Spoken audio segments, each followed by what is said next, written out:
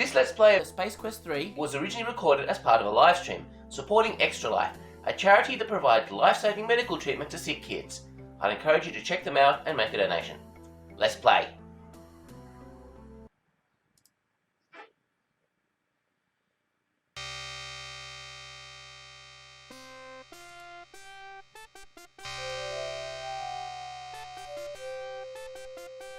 So this was the first Space Quest game to have sound card music. The music for this game was composed by Bob Siebenberg, who was a member of a band which probably had a name. But yeah, this was a big deal. So there they are again, the two guys from Andromeda, wearing their pig noses and pointy ears. So Space Quest 2 ended on a cliffhanger. So you defeated the villain named Vohol, you escaped from his asteroid fortress in a life pod. So it's been an indeterminate amount of time since Roger Wilco rocketed away from Vohol's burning space fortress. Time stands still for our hero in suspended animation.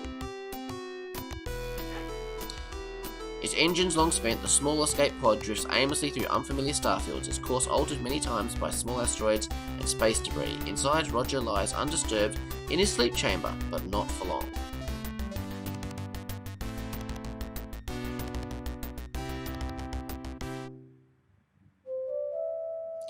Yeah, in the day, for a computer game to end on a cliffhanger, that was a pretty big deal. I mean, first of all, it kind of relied on the fact that the game was going to be successful enough for a sequel. Which I guess is still the case today with movies, you know. They need to be sure that they're going to make the money that they hope to make. So it's always a bit of a gamble. I mean, it did finish the story of the game. It just essentially set up for the new game. You know, you've saved the world, now you're off in an escape pod, you're running out of oxygen, you've got to go into suspended animation. What's going to happen? So there's our escape pod. It's been detected by some kind of robot on a spaceship.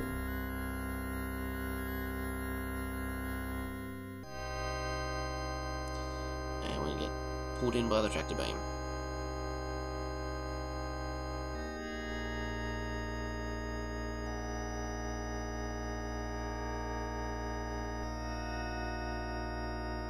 The pod, considered to be nothing more than another piece of scrap, is taken aboard a robot-commanded garbage freighter. Unfortunately, these robots have no regard for organics. Unfortunately, I'm unorganic. So, for those who may not have been watching earlier when I played Space Quest 1, this is a science fiction parody, comedy kind of game. Roger Wilco is a space janitor who gets into these adventures. The small pod is jarred by a sudden shock, which triggers the sleep chamber's revive mode. As the glass shroud slides back, Roger slowly begins to regain consciousness.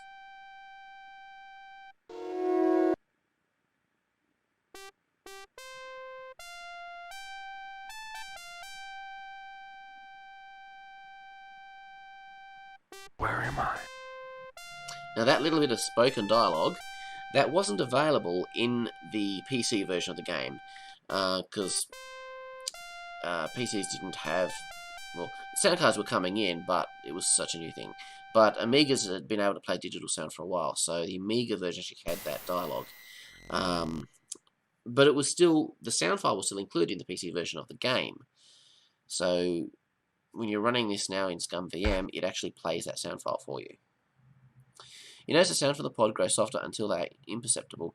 Having served its purpose and taxed its resources, the pod gives its final hum and shuts down. Scribbling Scribe says, I remember in elementary school here in the States, we could play an old floppy disk game called Oregon Trail. Yeah, so that's very famous apparently for kind of our kind of generation. If you were in America, you would have played Oregon Trail. I don't think we played that here in Australia, but we had a game called Raftaway Island, which was a similar kind of thing. It was played on the old Apple IIe.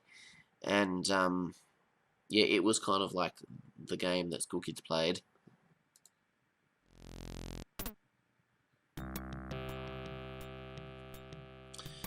Alright, let's explore this garbage scow, shall we? Close look at the object on the floor reveals it's a warp motivator. It looks a bit more high-tech than the other junk strewn around this locale. Sturdily constructed, its only protrusion is a modular plug. Get. Motivator. With relatively small, it seems to be quite dense. I think we're looking at potential hernia if any attempts are made to manually relocate it.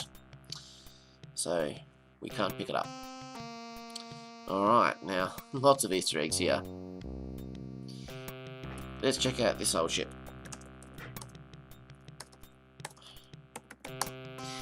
This bulbous craft looks like it has seen a lot of action in its day. You believe it to be a bow tie fighter dating back to the Cologne Wars, a true relic. And here we have the Acme rocket. This ship is another fine but worthless Acme product. And of course we have the Jupiter from Lost in Space. Jupiter 2. This baby must have been floating around here for a long time. Doesn't seem to hold your interest for very long. There's a sharp piece of metal here.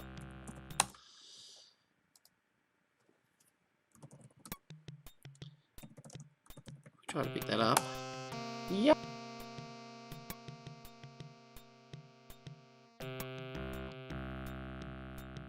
A little bit gruesome. It's still going.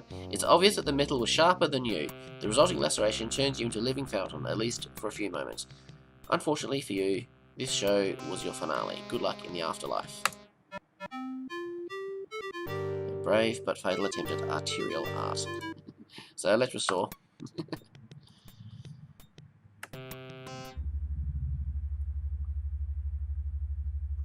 We've got a robot hand there.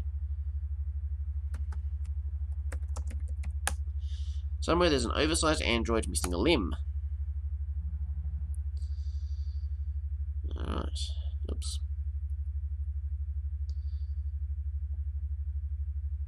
There we go. We're going to go up this conveyor belt thing. Where will it take us? Somewhere good or somewhere bad? Ooh. I've just noticed that my camera has frozen. Give me a second to fix that. But first I need to deal with this. Oh dear, that doesn't look good. Let's jump.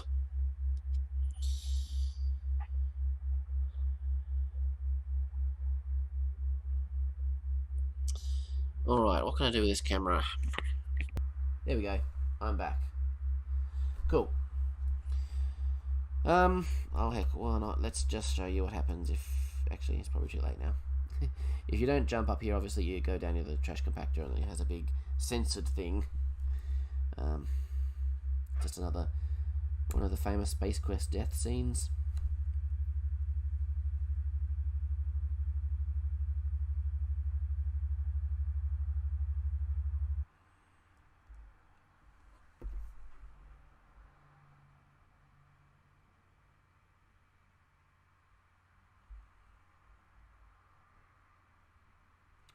Alright, we've made it to the bridge. It's not a model you've seen before. The droid appears to be dedicated to his workstation. It seems harmless enough. Yeah, if you get too close, it will shoot you. Look at this thing. A grabber hangs beneath a rail. There is a seat for a driver. There is a claw underneath that looks capable of grabbing things.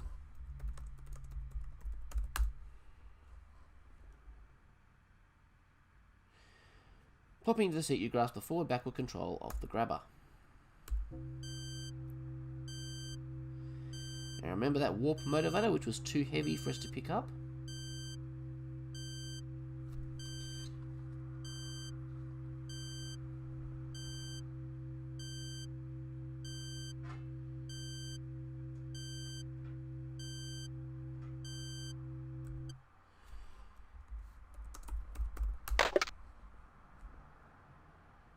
I'm going to send the grabber down to pick it up.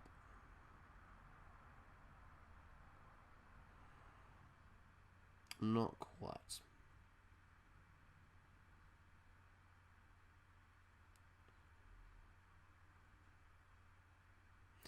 Finding nothing here to carry, the claw begins ascent back to the grabber unit.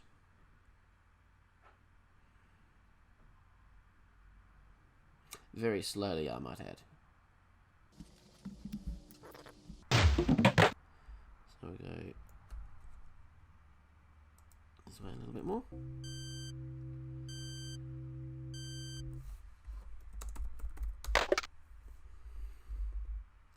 Again, these are not the sound effects I remember from playing it originally in DOS.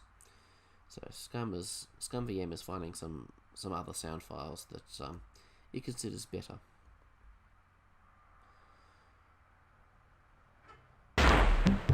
The claw senses contact with a warp motivator, grasps it firmly, and begins to send it back to the grabber. I now have a warp motivator. Why would I want one, you might ask? Well, I probably should have gone and demonstrated that first, but anyway.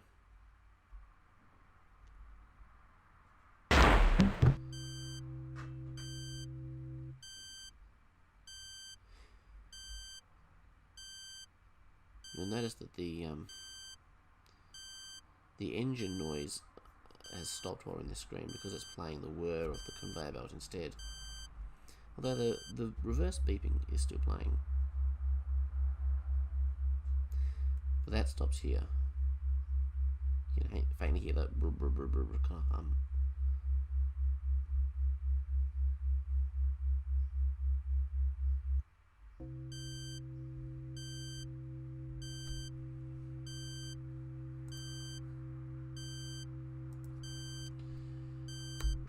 About there, I think, is where we need to drop it.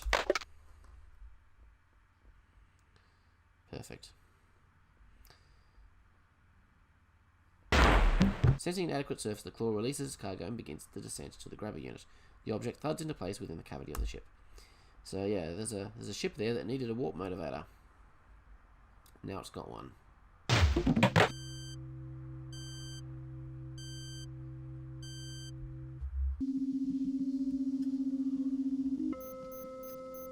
Oh yes, I got some food.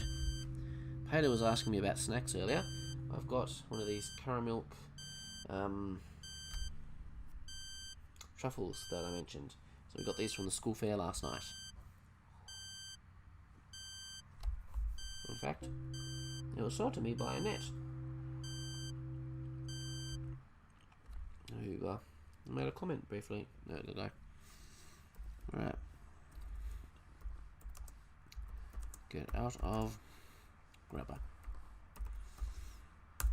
I have left some for Linda, I promise. This is only my second one. That robot was about to shoot me, I think.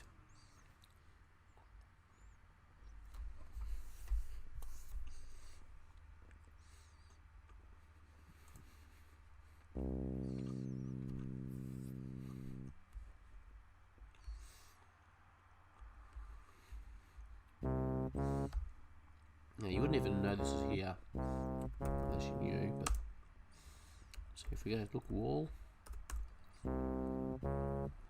there's a hole in the west one, okay, and then you can look hole, and you notice a reactor, so we'll get the reactor.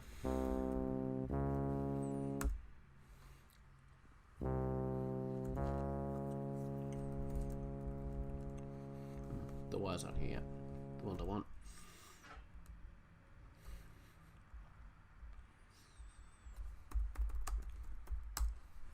You can hear something scurrying above you. You can't actually see the rats because they're hidden in the shadows. So yes, there are lots of rats here. Climb the ladder. Bending aside a thin piece of scrap, you find an opening into another area and climb on in. That ladder could be useful to keep, so why don't we grab it? You grab the ladder and jam it in your pocket. Ouch.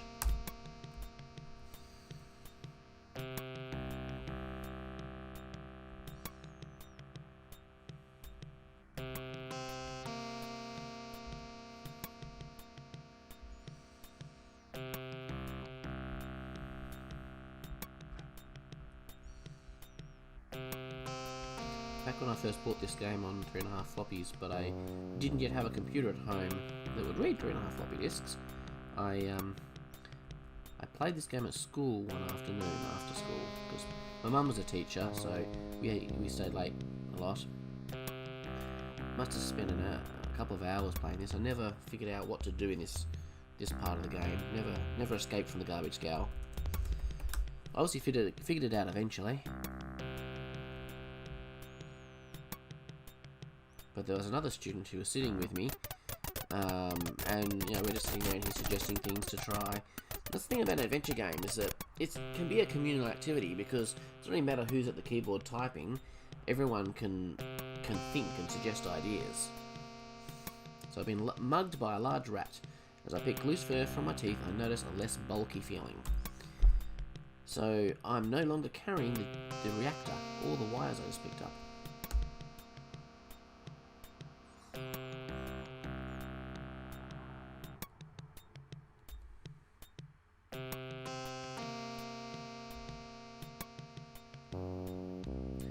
Come on, Roger. Get out of here.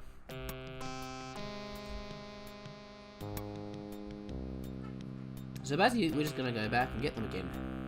And they don't bother mugging you the second time.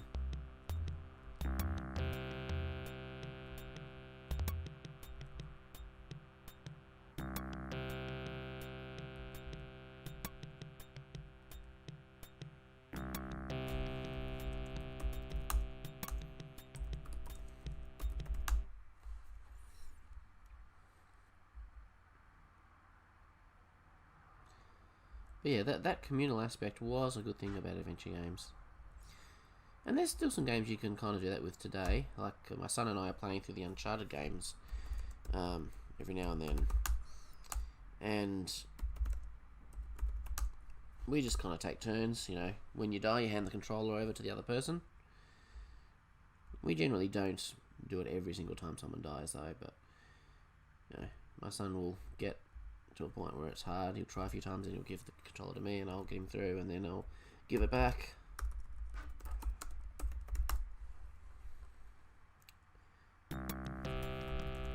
It works best with a game that's somewhat cinematic because some computer games are as fun to watch as they are to play because it's just like watching a movie.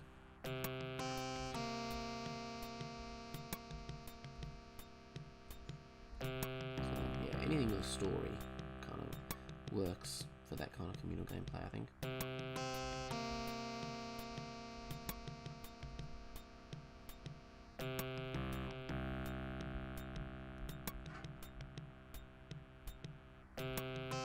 Love that shadow effect there.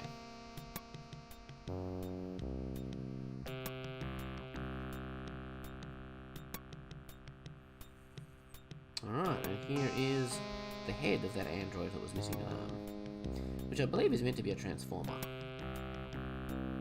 Certainly that's what I interpreted it to be in the day. I'm in I. And there's that ship that we found.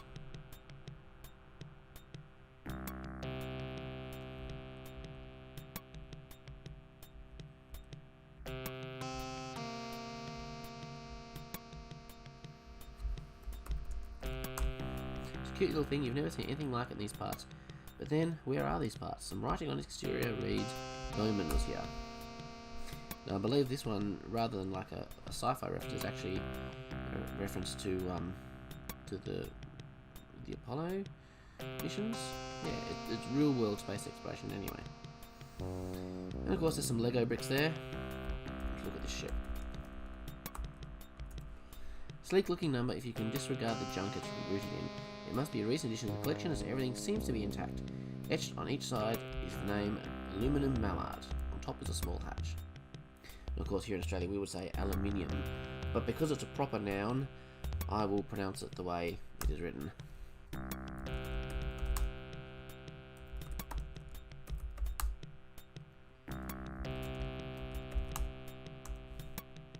Okay.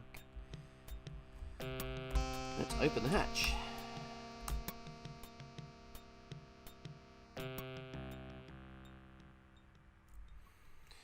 Let's use the computer. Power critically low. Auxiliary reactor not online. Insufficient power for systems check. Okay, let's place reactor. You drop the reactor into the hole. In attempting to reconnect the cables, you find one is much too short. Place wire. You carefully connect the wire between the ship and the reactor, putting the tile back in place once you're finished. Alright.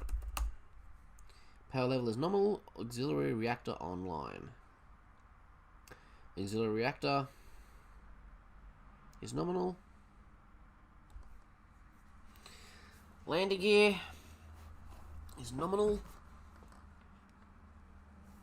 Warp motivator is nominal because we just put that in there with the grabby thing. Looks like this bird's in good shape. Cool. Let's sit down and let's save.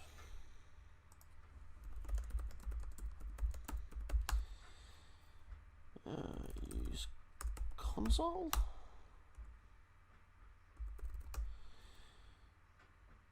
Control panel.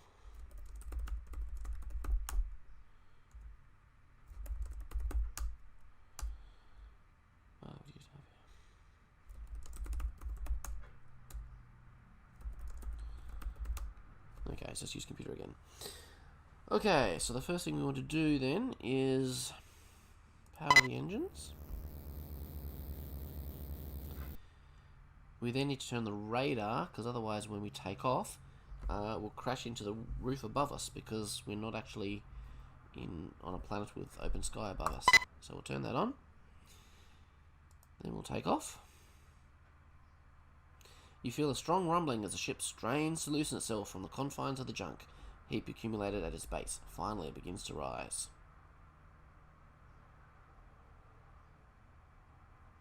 The ship rises several meters, then stops abruptly. An alarm from the computer attracts your attention. Ascent halted due to obstruction. So that's good. Alright. Now we want to get out of this garbage scow. So we want to shoot our way out, but before we do that, we need to turn on the front shields. Otherwise, we'll damage our own ship. And fire.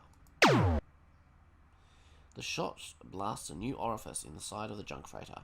And there we go. The pressure generated by the desire of the ship's atmosphere to escape to the considerably lower pressure of space causes your ship to spit out like a watermelon seed. We're in space.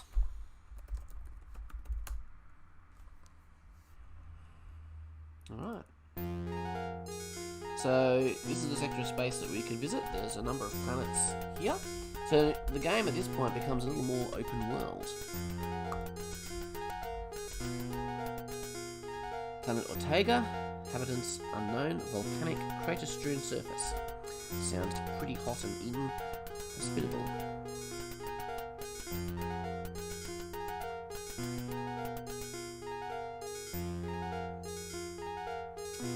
Fleabut, light atmosphere, one known settlements.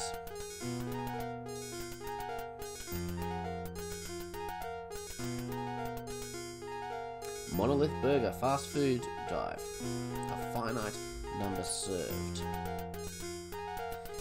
Well, there's no point in going there at the moment, unfortunately, because we don't have any money. Much as I like a burger right now. So let's go check out Fleabut. Set a course.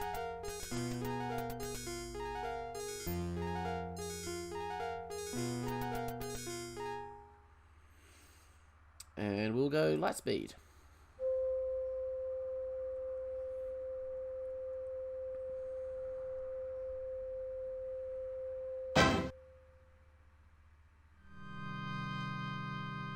Ominous music. Ship decloaks.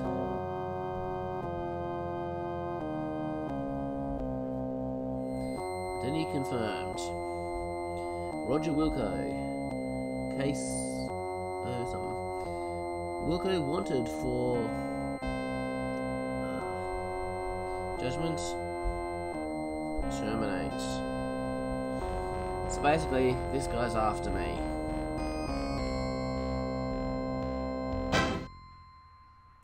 Not good.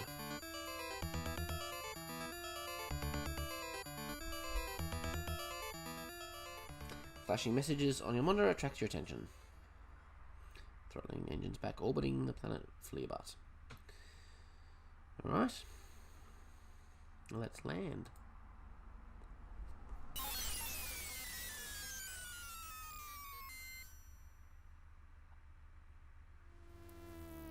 The mighty Wump, you set the aluminum mallard down on the surface of Fleabut. So the sensor said that there was one settlement on this planet, so presumably we've landed near that.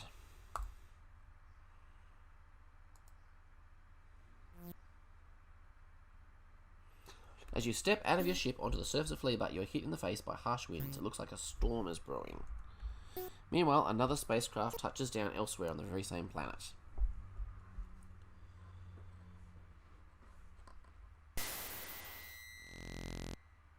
We don't want to mess with this bloke.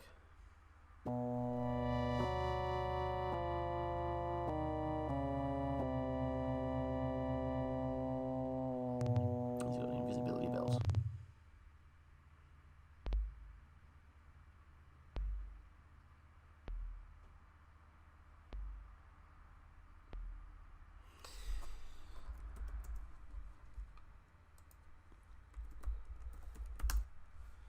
Alright, let's check out this planet.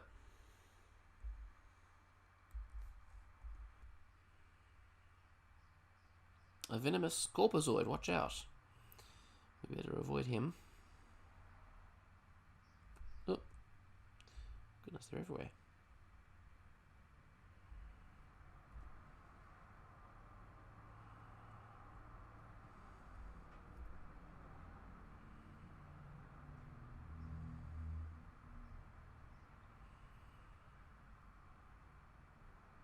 They've done a pretty good job of actually giving this planet its own kind of what am I trying to say? Its own look.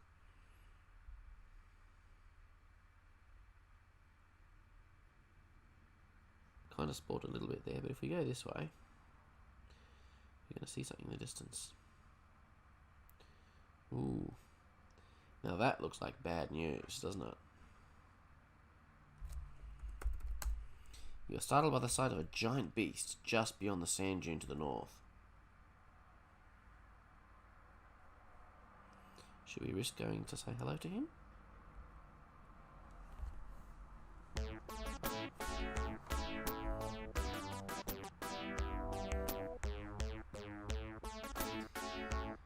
this something in an alien language? You all come back now, you hear? Alien scum.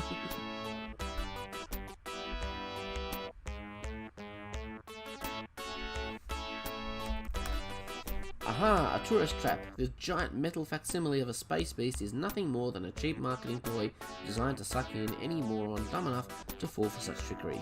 You suddenly feel like a dumb moron. Alright, now, what are we carrying? We've got a glowing gem. We've had that since Space Quest 2. You're still carrying the piece of iron you picked up on Labion during your last adventure. However, it has long since lost its glow.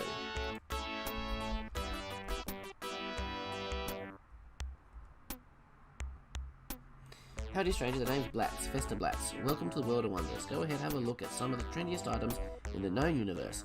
Make the most of your vacation buckazoid. Alright. Some postcards here. Arrakis, you examine one of the many postcards.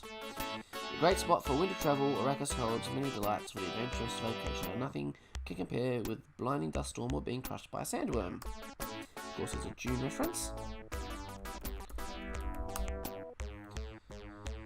Black Hole Bertha. Like a giant interstellar vacuum, Black Hole Bertha comes sweeping through the galaxy. All travellers are advised to stay away from Bertha. Just buy the postcard. Don't tell everyone you went there. How about a nice orat on a stick? The kids will love this. We're talking hours of fun for the whole family. Look how cute this little guy is. Ortega. The volcanoes of Ortega constantly reshape their surface. Dressed in heat-resistant underwear, the hardy traveller can find a lava lover's paradise on this starkly enjoyable planet. Let's get the Orat. It's cute. Everything here costs 25 buckazoids, and you don't have that much. I don't have any. Roberta Land. Examine one of the many entry cards. Come join the fun park of the future. See characters from your favourite stories come to life again and again. Recently revised, so don't miss a single thrilling scene. That, of course, is a reference to Roberta Williams, one of the co-founders with her husband of Sierra and creator of the King's Quest series. So, let's show him the gem. I think he likes it. My, that certainly is one fine hunk of Orion. I'll take it off your hands for 350 buckazoids. Now from memory, this is one of these ones where you just gotta say no at first. 400. 425. You can say yes. Okay. Oh. High temp, going to a high temp planet? The thermoweave underwear will keep your internal environment pleasant even on the sweatiest worlds. Alright, so let's buy the Orat. Remember that Orat was the creature we destroyed with the dehydrated water in the previous game. The previous Space Race game I played today. And we better buy the underwear because we've got a hot planet to visit. Now there is one other item that he does talk about occasionally. The official Astro Chicken flight hat. Now I don't think I ever bothered to buy this in the past because there wasn't really any need for it, but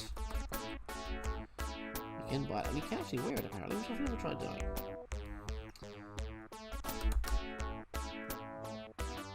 Lightning's getting close, better be careful out here. Out there. Oh dear, he's caught up with me.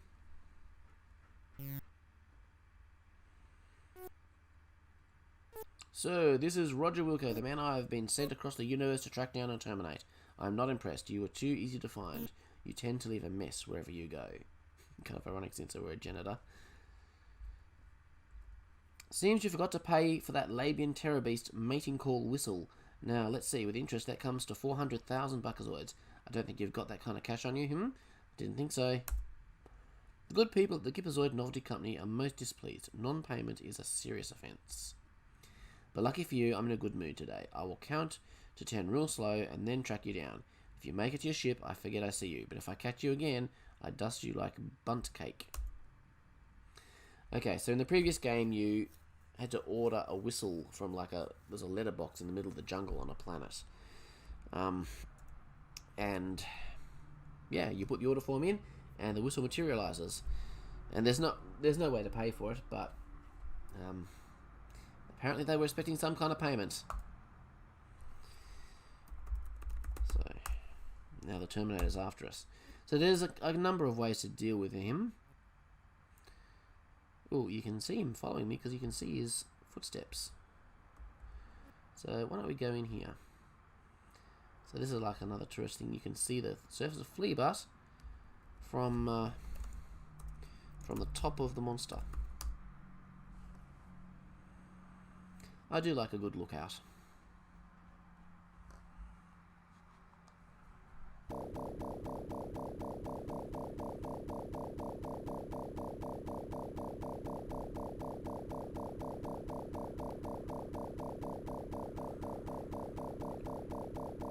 Of course, there is really no actual lookout here because there's no windows.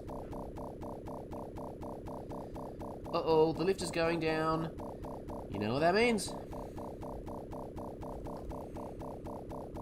Uh-oh, here he comes. Yeah. I see you, Wilco. This is one of these kind of situational puzzles where you solve it by being in the right place. If I go this way... Oops. Well, you can see what I'm trying to accomplish here, can't you?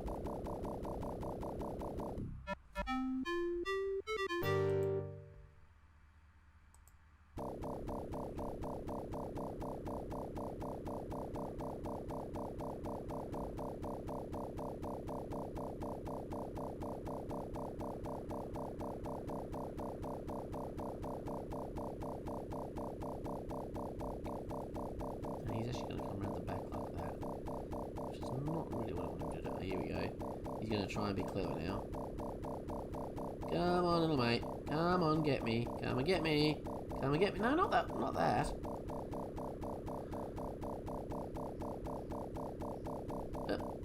say?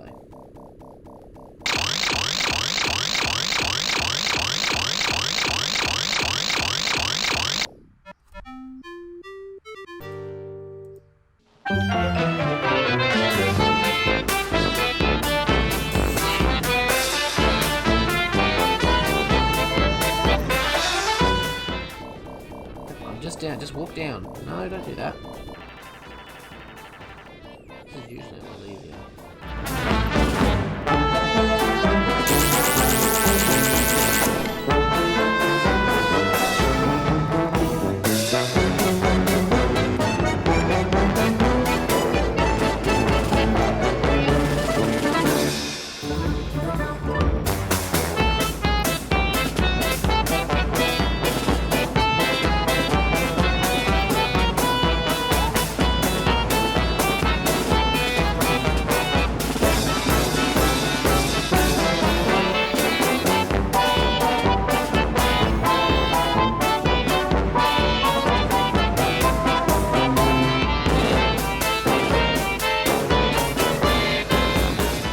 That's it.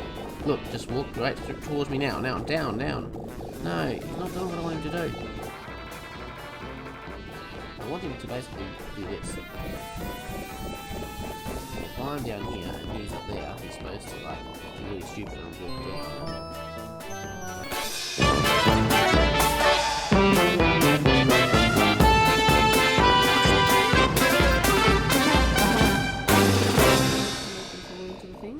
I have no idea. I always died when trying to get him in there. Alright, we're on opposite sides. Come on. Come on. Come on.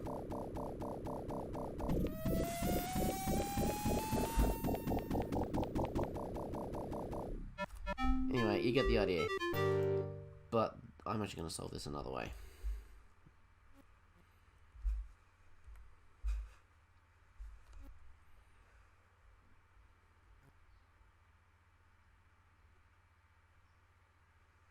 Did you finish Police Quest 2? No, I played it for a little while, but because I've never played it before, I didn't really know what I was doing, and it wasn't really that exciting for people to watch. So, How? well, I'm just there kind of failing and not knowing what I'm doing and looking at walkthroughs, which was just kind of pointless. Have you played any other games? Yeah, King's Quest 1, Space Quest 1. He's nearly at me. Can I get in the right spot in time? There we are. I should have demonstrated this thing before. Basically, if you walk under these pods, they eat you. Alright, the Terminator is now dead.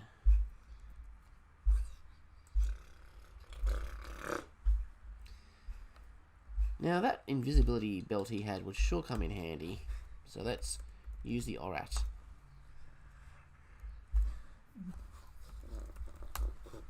So does he drop the invisibility belt if he gets He must do. blinded?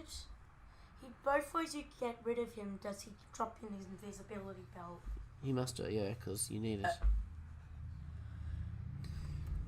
Look, the belt. Look out, it's low on power. Alright, well, I will save that for when I really need it. Hallelujah! I think if I go this way. Do you have the sound on for the game in your headphones? I do. Why are you wearing headphones? Because otherwise the microphone will pick up the sound from the game and it'll have an echo.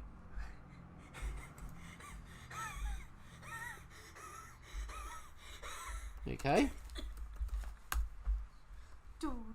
Let's take off.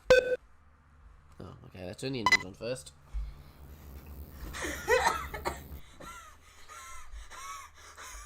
You right there?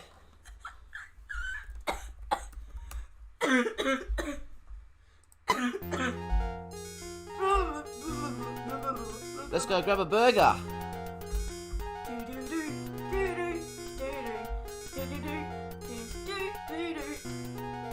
Harry knows the soundtrack to this game off by heart. Set course. Get ready for the Easter egg! Hint. Make it so. Daddy, you know what the Easter egg is? Oh, yes. Let's just make people figure it out themselves. Mm-hmm. If I don't know what it is,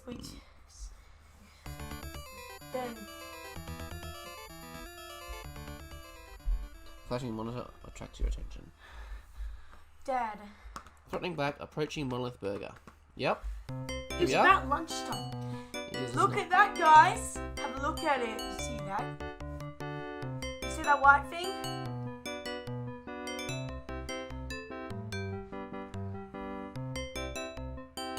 That was the Starship Enterprise. it? Specifically the refit Constitution class Enterprise. Or it could have been the Enterprise A. They're actually both the same, pretty much. The document maneuver complete. The engine shut down. Welcome to Monolith Burger. Just in time for lunch. You pop the hatch and ramble on in. This guy's like Jabba the Hutt.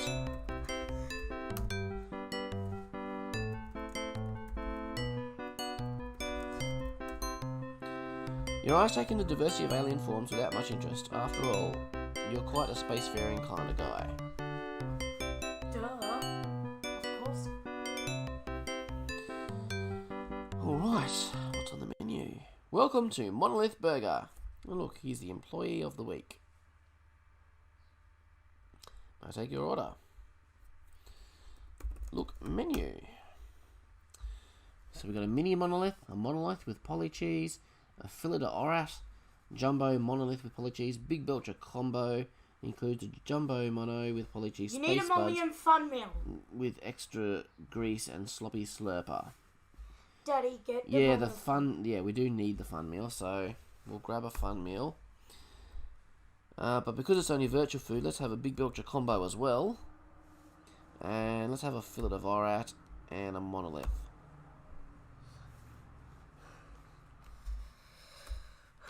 Would you like something to drink with that? Yes or yes? Pushy counter clerk. Yes or yes? I'm sure you've been in this situation. Would you like some space buds with that? Yes, yes. Yes. Would you like some black fruit pie with that?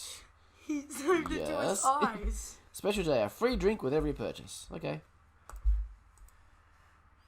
Your total is 20 buckazoids. Normally the eye turtle is 7 because I only just get the fun meal. Have a nice day. Do-do-do. I will. Do-do. You gingerly pick up the greasy bag. You can hardly wait to have a seat and dig in. I hope that didn't get streamed all over the world. Daddy, Roger eating in this game is hilarious. Because it's the animation. It's because it's so old. Just look at that animation. He spends more time drinking than eating. But when he's drinking animation, you can it looks like this part of his body is actually moving. Yeah.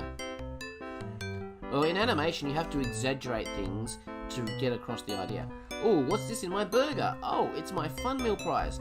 Hey, it's a swell decoder ring. Yeah. You can actually decode. That was mighty tasty. Well, maybe mildly tasty. Well, maybe not tasty at all. In fact, it reminded you of the slick skin of a Volian mucus worm. What? What is wrong?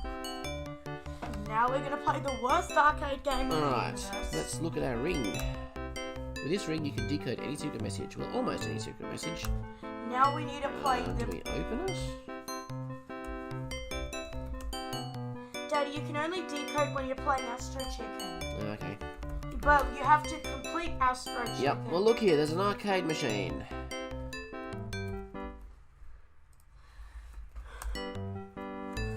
Play game. Astro Chicken by Scummsoft. Insert buckazoid. You know you can just click to insert a Valkazoid. Okay. Oh my goodness, I did it. It's the worst game in the universe because you have to use the arrow keys. But Daddy's doing pretty well. Ouch. I'm terrible at this. I think Ms. Astro Chicken is easier. Oh yeah.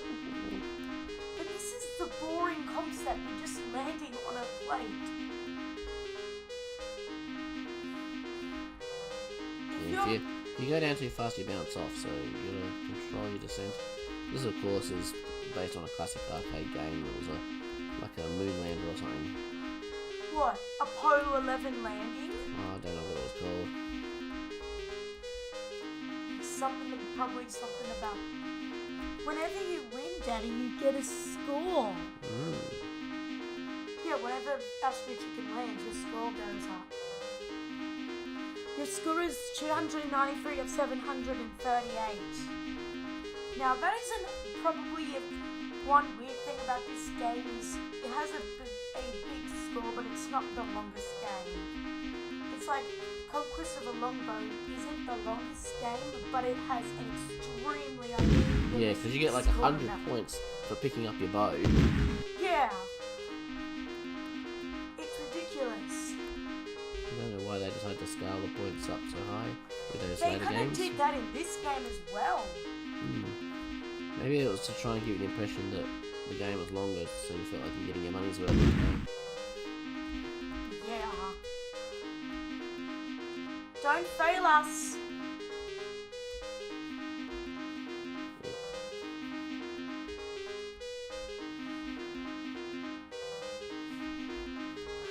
How many times? We are playing this for a purpose. Here we go. Oh, look at that. There's a secret message. Now, look at the decodering. You can click decode message, you know. I don't see decode message. Pripes decode Daddy can't spell. Alright, so this is a very simple cipher thing. So basically you sit there and you figure out what all the characters represent and you convert it to English. I'm not going to bother sitting here doing that because no one wants to watch me do that. Yeah, and it's lots of words. You don't even have to. But the basic gist of it is it's a message from some programmers called the Two Guys from Andromeda. Hashtag the creators of this game. Basically saying we've been kidnapped by Scummsoft and forced to write these terrible arcade games. Please rescue us. So that is your mission in Space Quest 3, to rescue the developers of Space Quest 3 from Space Pirates. So Makes sense, eh? that's the kind of comedy that you get in a Space Quest game. Doesn't it make sense, guys? I'm sitting on my headphone cable or something. You better be careful about that. Alright, so Dad's wearing cordless headphones. we now have a mission. Let's go see what happens if we go in here. Don't... Get out of my airlock, geek! Who's that? I don't know, just some person. Now, I'm not sure if you died here or not. But if we go back in again now that he's gone. Uh-oh. He saw us. That's it for you, bozo. Yeah, you do die. Now,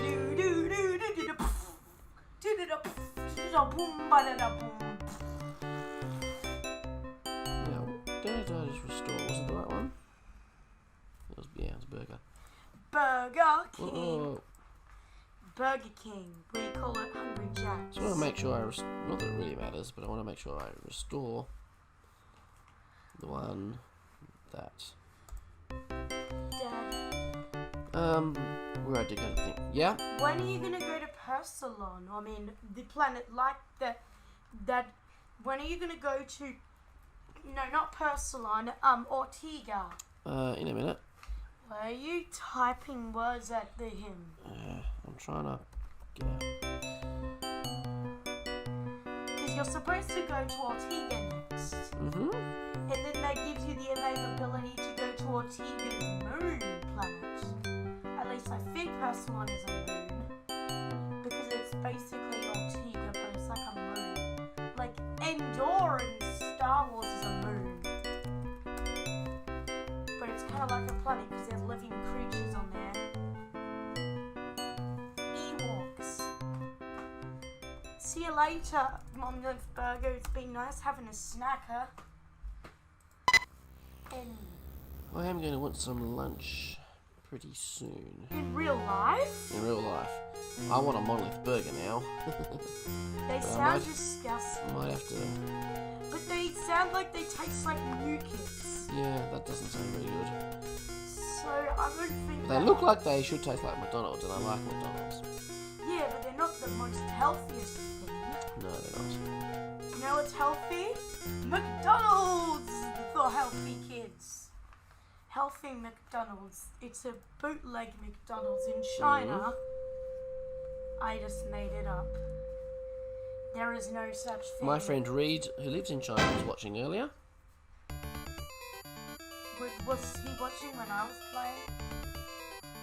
When were you playing? No, when I was in here. Yeah, you said hello to him this morning. When he had to go to work. Barbecue sauce. Is anyone watching at the moment? 3 people are watching. I don't think they haven't commented in a while though. That's okay. I mean, I know it's not them the best of their priority. Boom! Why does Ortega look like it's half cracked? Alright. Are you gonna put on your underwear? In a minute. You better put on your Let's show you what happens when you go out onto the surface of this planet without wearing your thermal underwear. Yeah.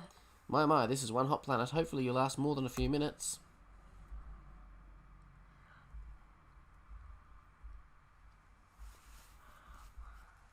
Too late, you realise that walking around unprotected on this planet is hazardous to your health. You feel your blood begin to boil. Ouch. That looks like it hurt. Looks like an Australian summer. And yes, I am including Tasmania in that. You sizzle into oblivion. This planet wouldn't be so bad if you could keep cool somehow. Sunbathing not recommended. Okay. So, we need to wear our underwear. You said wear underwear. Weird. Did I? Okay. My typing is terrible today. After figuring out which side is the front, you put on the thermo-weave underwear. They power up automatically, keeping you comfy at all temperatures. Hey. May I watch Back to the Future? Make it so. They're the broadcast all over the world. Oh, how embarrassing. You should cut that out again.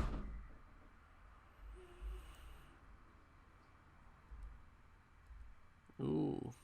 Not entirely stable looking. It appears that parts of this planet are not entirely stable. Better be careful or you'll end up in the lava fondue below. There's a boss key here. Oh, I get it. You don't want your boss to know you've been playing Space Quest 3. In fact, you don't want your boss to know you've been playing Space Quest 3 for 0 hours, 37 minutes and 40 seconds. That's a good idea, but I'm afraid that being the good company men that we are, we can't help you cheat like that. Sorry. Alright. I'm going to pause the game for a minute because I'm hungry and I'm going to go grab something to eat and come back. I'm back.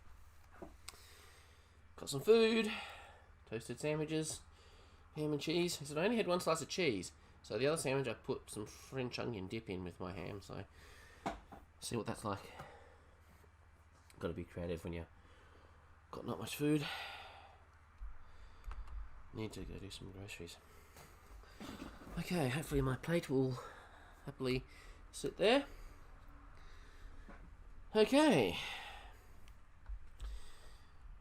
Well, let's see what we can get Roger Wilco to do next.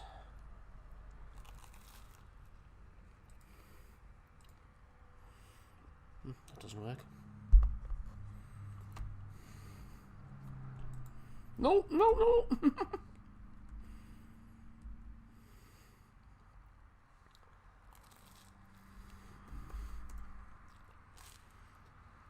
Okay.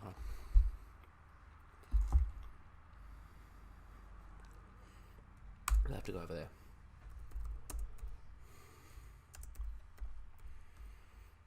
Honestly, Lo, Company men, the Scummsoft employees, are happily performing their duties, but looking at their weapons, you probably don't want to get too close.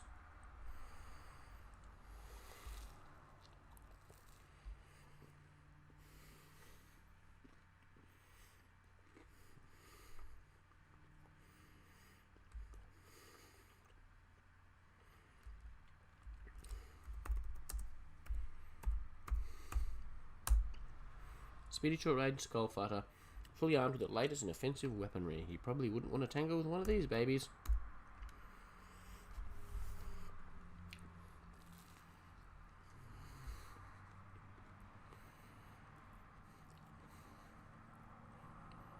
This is basically just a waiting game here.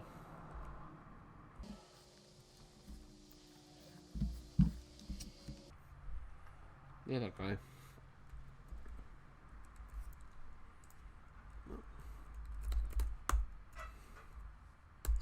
Why won't my arrow keys work? Off they go. Uh-huh.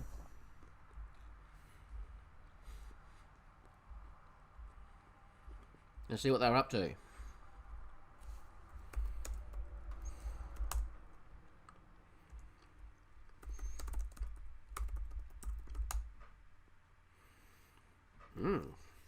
There's some kind of facility beaming some kind of a thing up. You've discovered the force beam generator, and that moon must be Pestulon. That's where the two guys are being held. So basically a force shield is being used to hide the moon.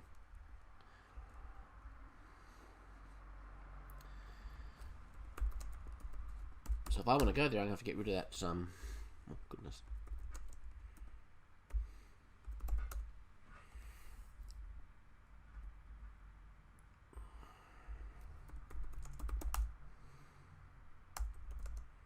Thermal detonators, eh?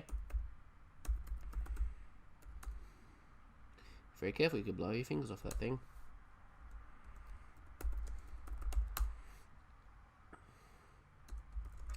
So obviously a Return of the Jedi reference there with those thermal detonators.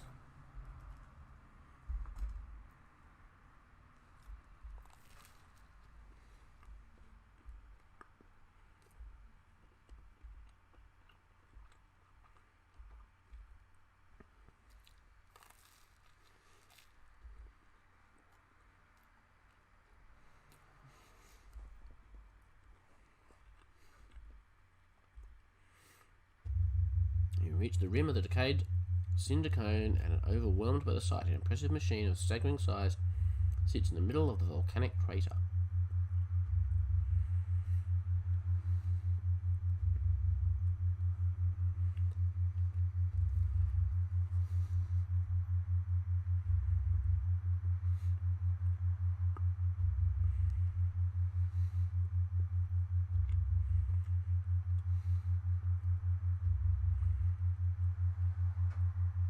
Example in these games where they would use different coloured different size sprites in the same screen to kind of show distance.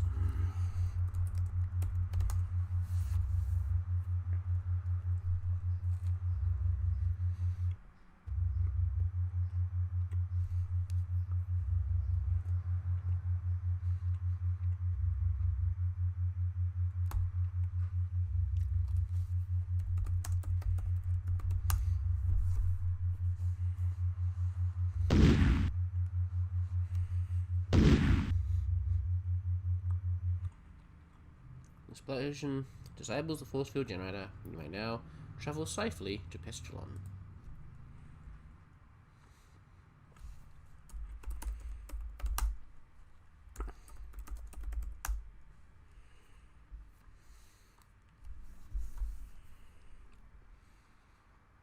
So that was that. That's what we had to achieve.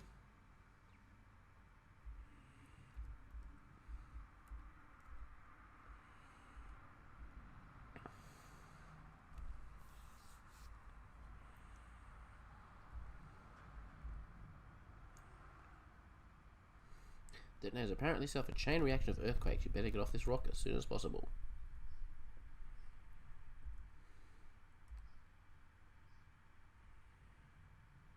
Sounds like a good plan.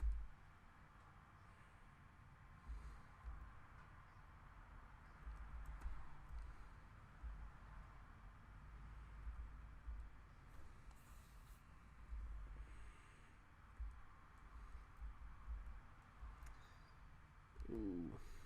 Okay.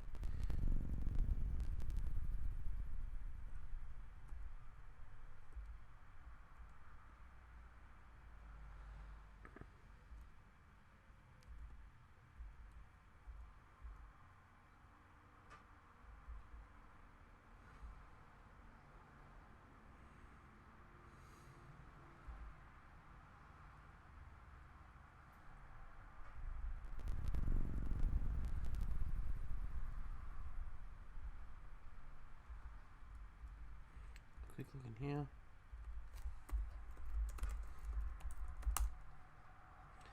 We can see that it's no longer beaming a force shield to the moon. Broken generator is still there. How many times are you going to look at it? Well, just the once since it was broken.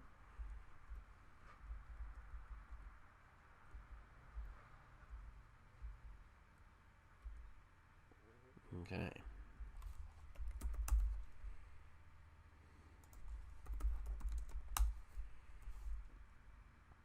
My, things have certainly changed since you were here last.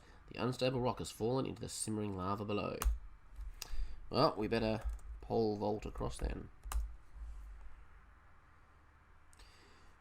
Your brow furrows in grim determination as you prepare for a tremendous leap. Swing. The Romanian judge gives you a 9.5, a truly outstanding jump by one of the finest young athletes we've seen this season. You'd like to try that again, but your pole seems to have fallen into the tumultuous lava below.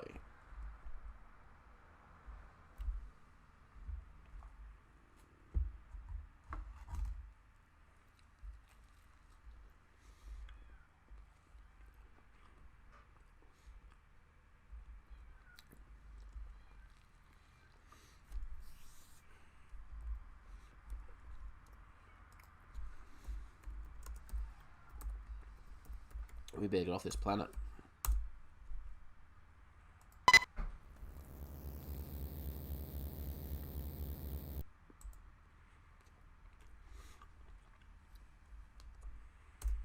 Alright. Now, we can go to Pestulon.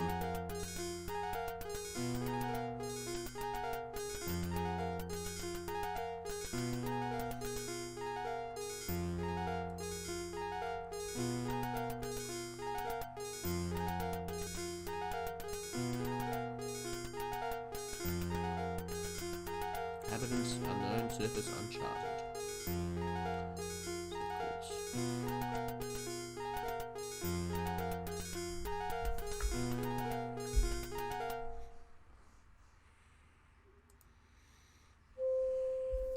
Of course.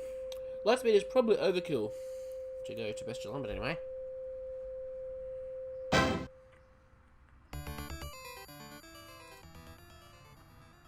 Alright. No landing service available.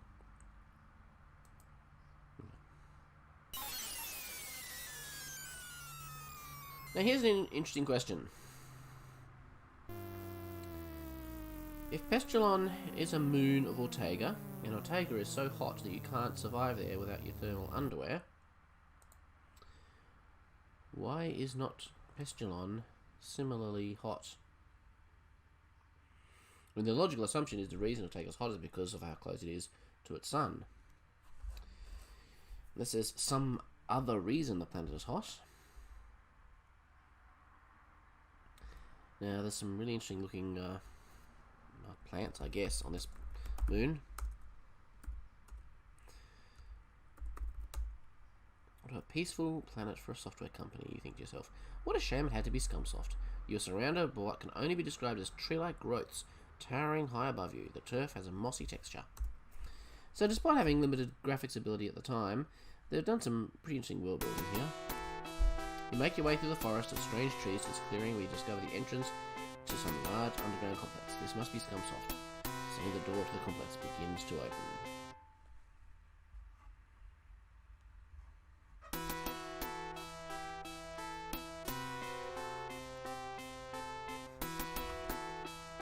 After that, disperse into the woods. They've been alerted to your presence when you land, and 2 guards remain to watch the entrance.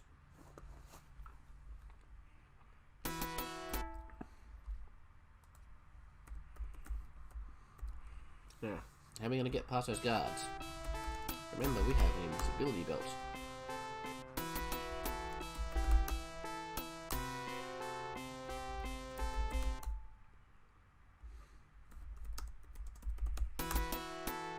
There we go, we're invisible. This thing really works. You quickly realise you have a few moments before the belt's power pack is depleted. Alright, let's try to enter Scummsoft. If we weren't invisible, they would shoot us on sight. Lucky for us, we are invisible.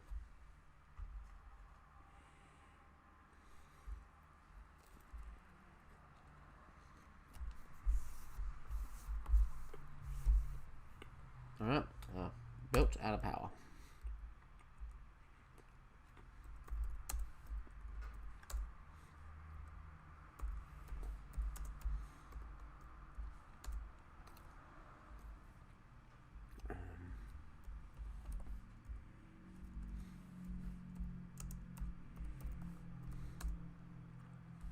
Right for a minute there, I needed a key card.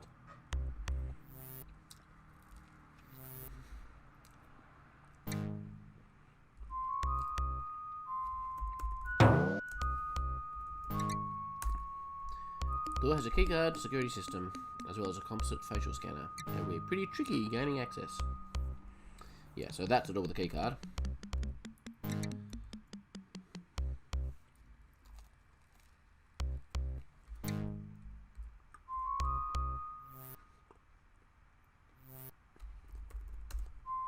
Aha! You'll find yourself in a janitor's closet. You certainly have a sixth sense about this kind of thing.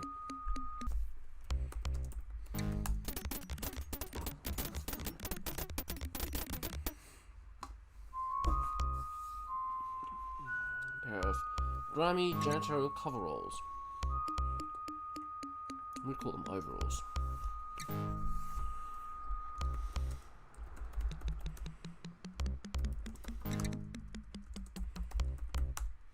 What a good idea. No one would be suspicious of a janitor walking around. You grab the coveralls and pull them on, seizing the opportune moment to dump all the old items you've been pocketing along the way. What a great disguise. Wait, what's this? You reach into the pocket of the grimy coveralls and find, well, what do you know? Mr. Garbage, a trash vaporizer. You've seen these babies in all the janitorial supply catalogues, but your superiors were always too cheap to outfit you with one. So that's pretty good. Mr. Garbage.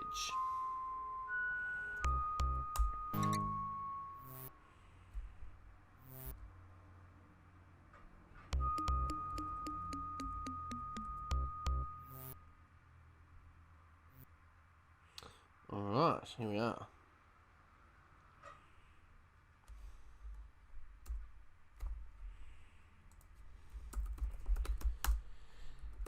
We're in the accounting department.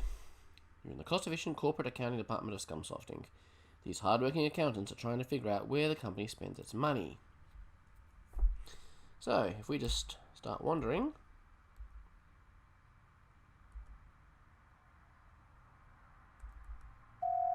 Security, we have an intruder in accounting disguised as a janitor. Uh-oh, you're in deep trouble now. These guys know a real janitor would never bypass a full waste basket.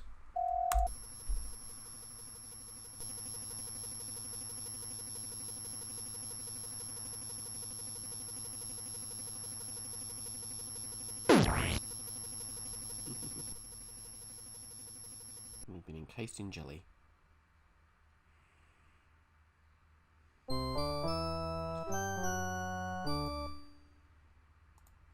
Alright, so we have to empty every bin as we go past.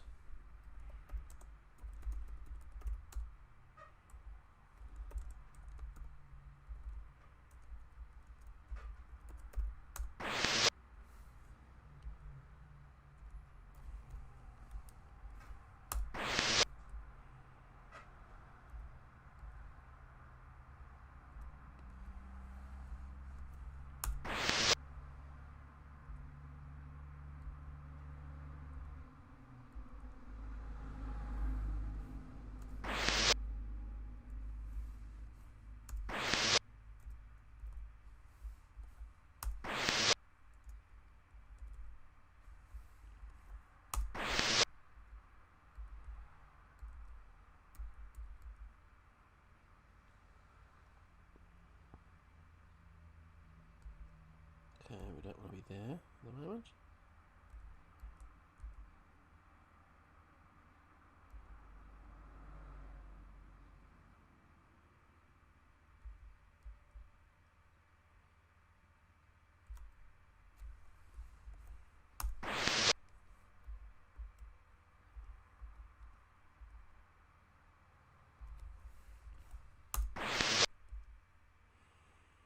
Alright, let's have a look at this picture.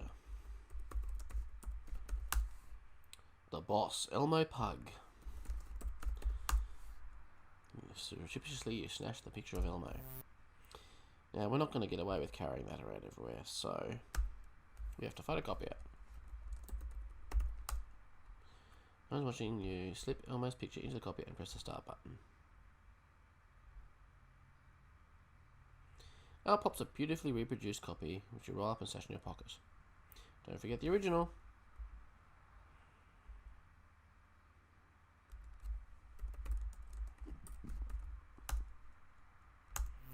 There we go. So, a copy of Elmo's picture. A fine likeness of Elmo Pug's mug. Alright.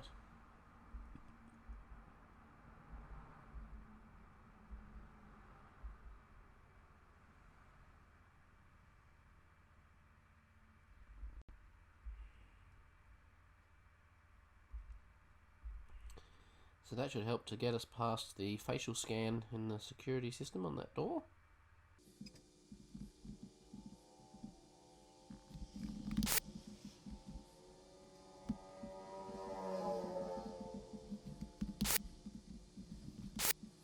Probably about time I saved again.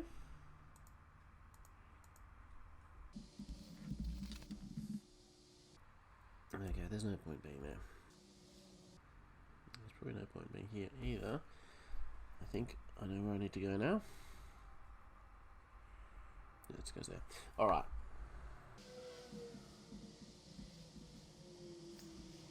So we've got the picture for the facial scan, but we still don't have the key card.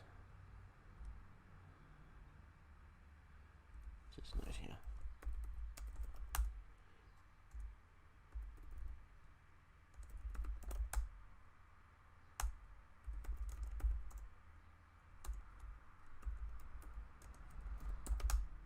Yeah, whatever.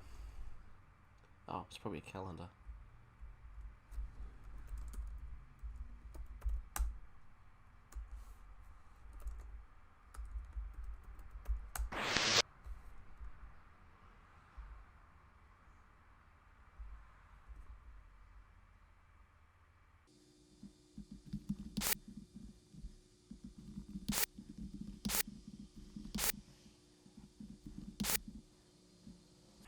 Okay, that's not where I go. I was going the right place the first time, I think. Oh, these mazes.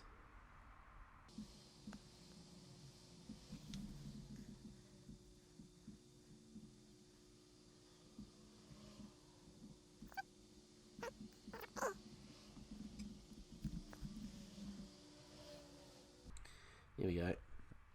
This is where we're supposed to be.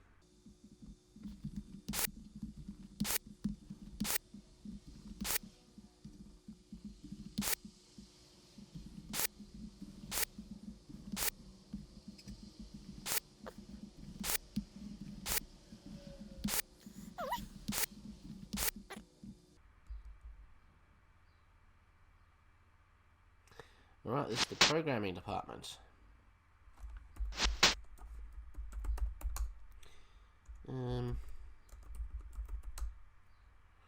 You're in a cost-efficient corporate accounting department of Scummsoft. Okay. Yeah, basically these are all the programmers, so that they're forced with a whip to develop bad arcade games. And there's Elmo himself.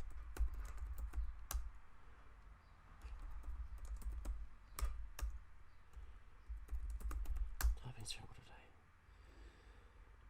About 14 years old. Do your job and get out, he blurts.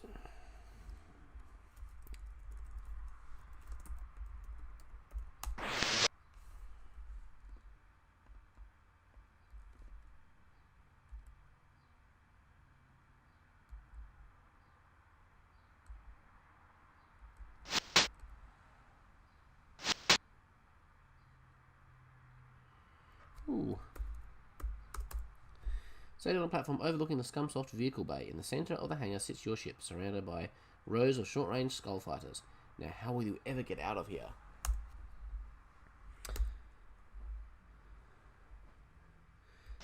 Elmo is now very conveniently no longer in his office, which is good.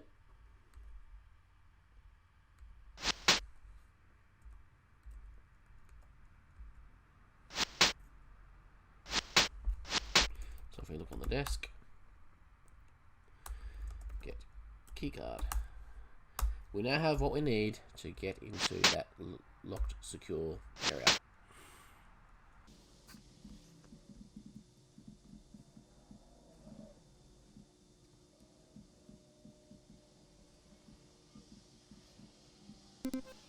There we go, back into this scrolling area.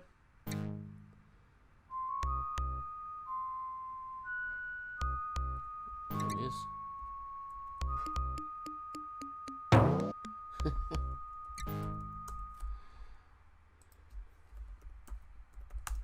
Alright.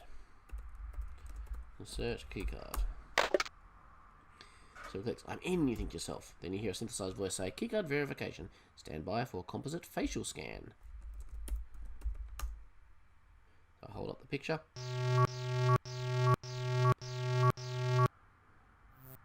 And it lets me in because it thinks I'm Elmo. And here we go. Look at these two guys encased in wobbling jelly. So that is the two guys from Andromeda, the developers of the Space Quest series. Notice his shaft drops off into a black abyss on a platform in the centre of the chamber. The two guys from Andromeda wriggle helplessly in lime jello. The platform can only be reached by 4 retractable bridges at each entrance. There must be a button. There's always a button. An array of control buttons joins each door. Push button.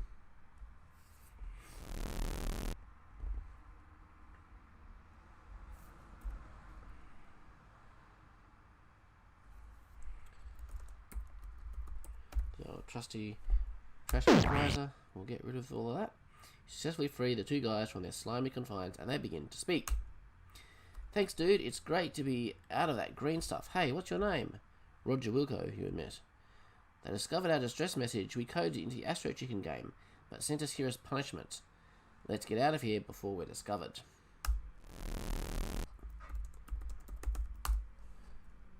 Seriously? Okay. So, we're kind of trapped now. There's not a lot we can do. So what's your plan for getting us out of here, Wilco?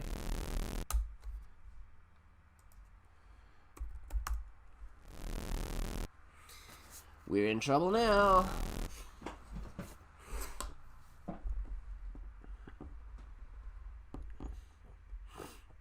Nobody's going anywhere, haha.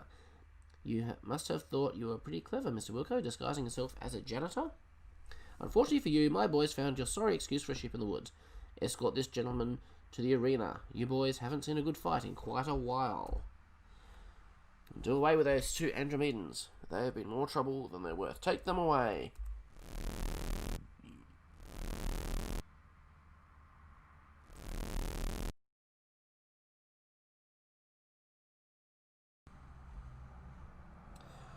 Okay. You and the two guys are separated and escorted away. A door opens and you are led into the dark unknown.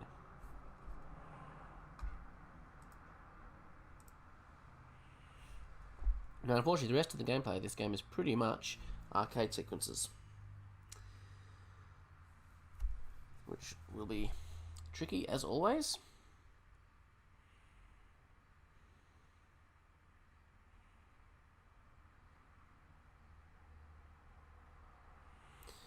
Okay, we'll go. The name of the game is Nukem Jukem Robots. The only rule is that there are no rules. So J to punch, M to block, and arrow keys to move. Now, the thing about this, if you punch and miss, that uses up energy. So you'll basically lose health by punching and missing. If he hits you and you fail to block, then you also lose energy. And if you block but don't get hit, you also lose energy. So you can't just button mash your way through. So, yep, see I just lost energy for that. And that. See, it's a bit of trial and error for this.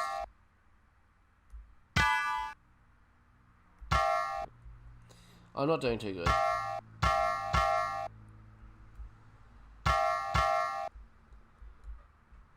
But you can regain your energy by scoring a hit. Alright, I'm going to save there because I got more health than he does.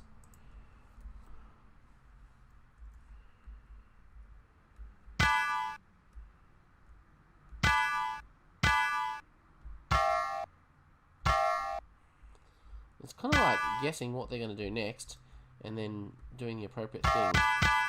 So I made a few bad guesses there. I'm really dead now. Yep, and here we go. I'm dead. So there's a lot of just dumb luck in this, unfortunately.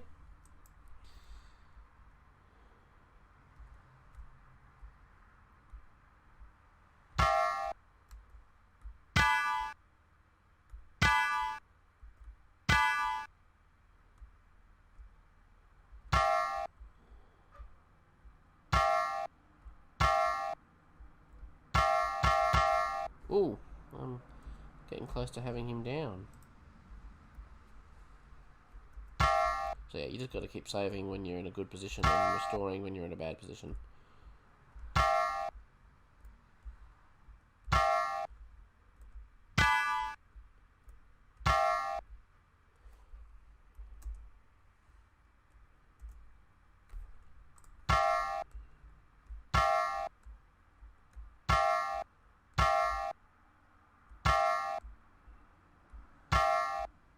And it's not responsive either.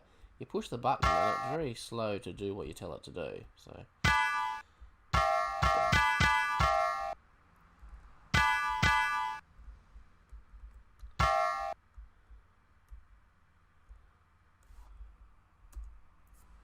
I essentially killed myself then. I'm pushing buttons and nothing's happening, see? Oh, close. Come on. Let's get him. Let's get him. Time can turn very quickly in this game.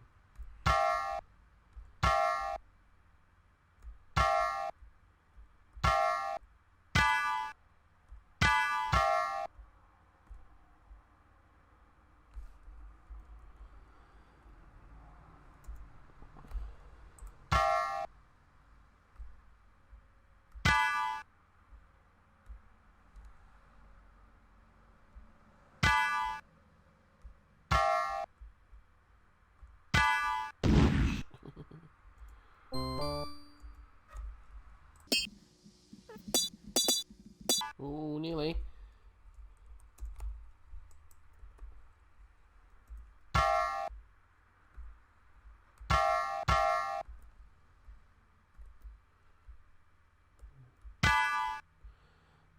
Nearly. I should have saved when he was on that tiny little bit of health. There we go. We've done it. Come on, let's get out of here, the two guys say. And off I run. And conveniently, his robot punches a hole that takes us straight to our ship.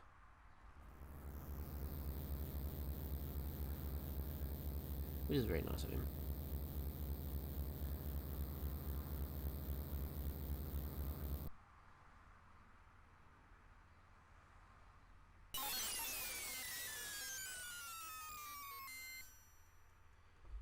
Okay. Well done, Roger. You done good. You managed to rescue the two guys and escape from Pestulon alive. Looks like this will be a milk run from here on out. Gosh, Roger, we really appreciate you saving us and all.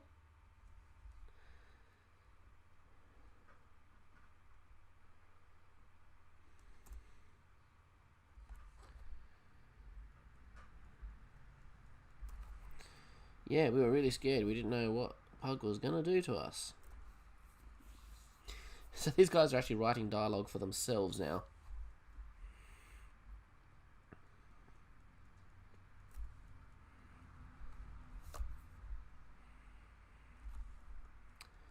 Do you think we better get out of here? Pug's really sore and he's probably sent some ships after us. Alright, let's use the computer. Light speed, non-functional. Warning, short range finders approaching from rear. Weapon lock-on detected. That was possible. Oh, great, okay. Rear shields.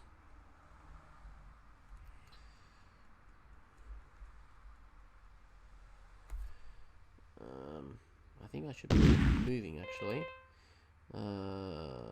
Attack speed.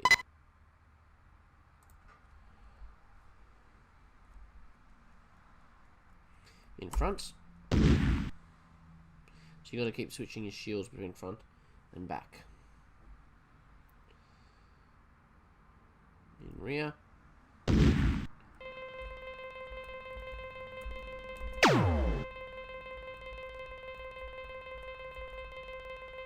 Got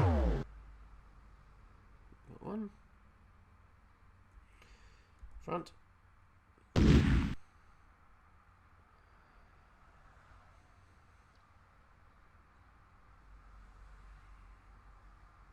In rear.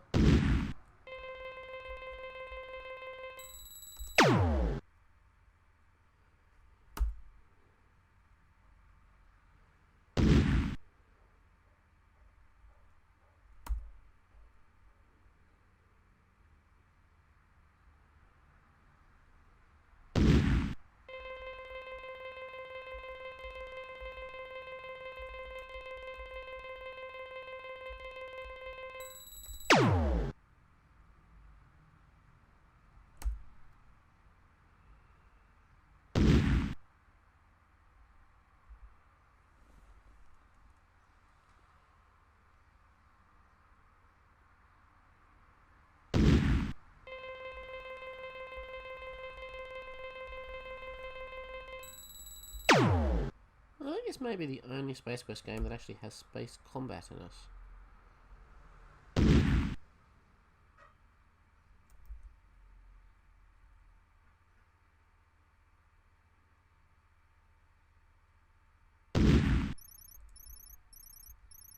Oh dear, my shield's depleted. This better be the last one, or I'm in trouble.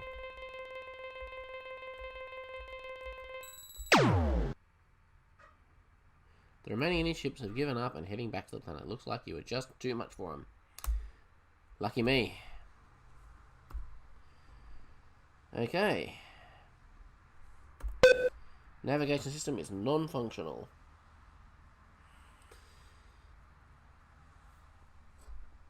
No course selected.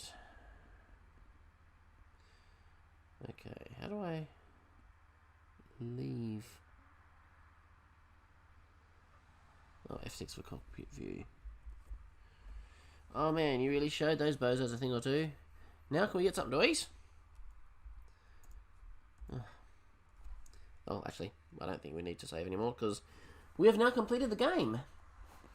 You inform the two guys that Lightspeed is no longer functional. They're not overly pleased by this piece of news. What? Now I'll never get any food. Some rescuer you are. I love how all they want is a burger once they've been rescued. Men after my own heart. Hey, what's this on the wall? It says Lightspeed Maintenance Access Panel. Gee, maybe I can fix this bucket of plaster bolts. Yeah, the zip the fan belt thing came off the round thing that was on. Just a second.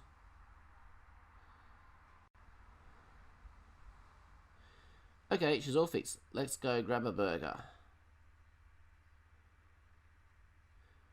Too late, you realise that you have no course laid in. The light engines kick in before you can override. You inform the two guys that Lightspeed is now functional, but it's out of control. They're not overly pleased with this bit of news either. Oh, we're gonna die. Oh no, why did I get up this morning? Mommy!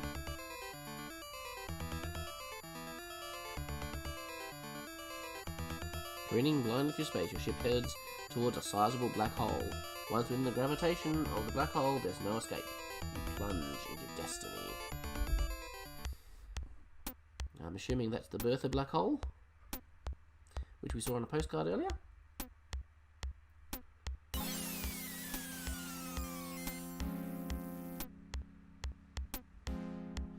The overwhelming force of the black hole draws your ship in, helpless to do anything. You and your passengers strap in and hope for the best.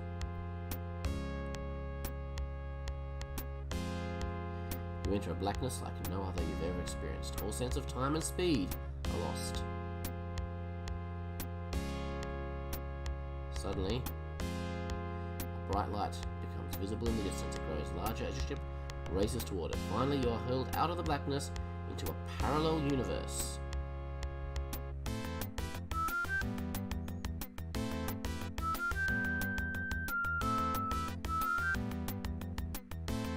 You cut the engine to sublight as you near a seemingly habitable planet. You might recognise that landmass on the planet there.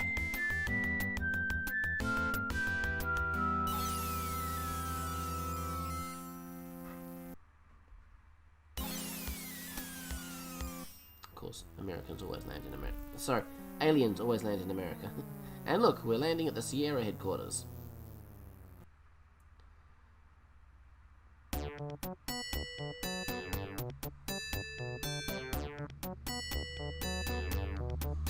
And here he is, Ken Williams, the CEO of Sierra.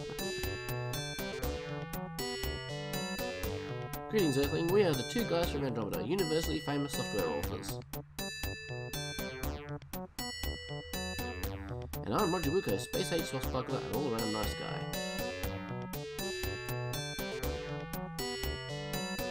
Hello, I'm Ken Williams, president and founder of Sierra Online. So, you two guys are software authors, huh? What are your credits? Ever heard of Astro Chicken? No. Good. How about you two guys come work for me? Sounds great. How many buckazoids does it pay? Buckazoids? So, Mr. Williams, you need a janitor? No. As our space saga comes to a close, Roger, feeling a little left out, struts off to his ship with the satisfaction of knowing his mission has been completed. Accomplished, not completed. The two guys from Andromeda go on to create the Space Quest series of adventure games, reaping fame and fortune. They grow fat on the success and soon become burnt out and begin a drunken tailspin into obscurity.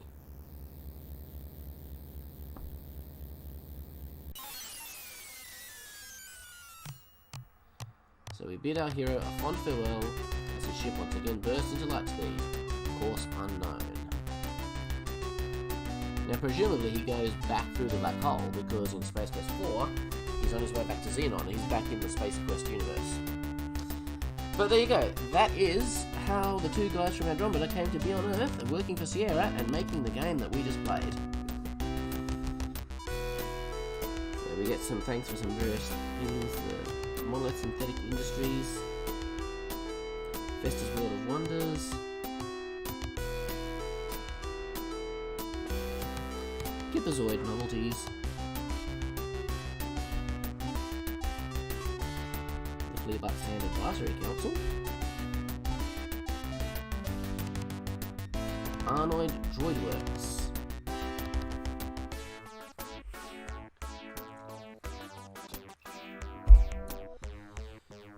no idea what Caffeinate 90 is, Orbo Snack Food Inhalers, I think they're just making stuff up now, Friends of the Talking Bear Society,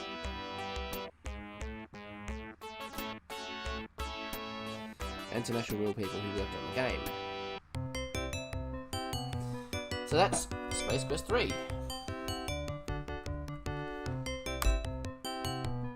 One of my favourite Space Quest games. I think 4 might be my absolute favourite.